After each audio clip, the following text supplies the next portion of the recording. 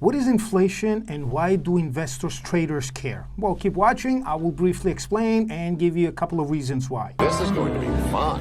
What is inflation? Quite simply, it's the increase in the amount of goods and services and at the same time a decrease in the buying power of a currency. What are the two main reasons that cause inflation? Number one is demand push. Number two is cost push. What is demand push?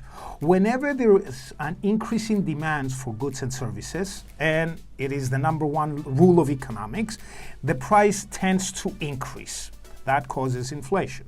Now, cost push, it's almost exactly the opposite, meaning that the supply or the production of goods and services becomes more scarce, and in relation with the demand increasing, it hence brings inflation.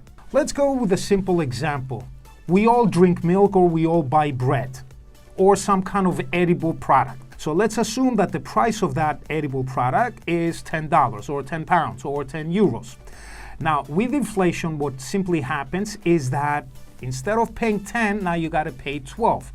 It means what? That the buying power has decreased and the price of that product has increased. So now you have inflation. Also, another simple example to explain it is when there is a shortage in supply and the demand is still there. So again, the price would increase and the supply would decrease.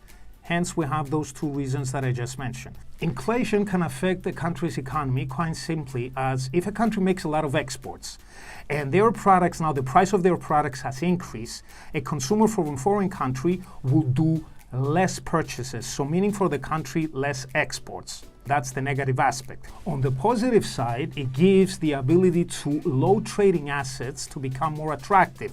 And with the inflation rate increasing, the low trading assets have a tendency to increase and return the profit, whereas before that wasn't occurring.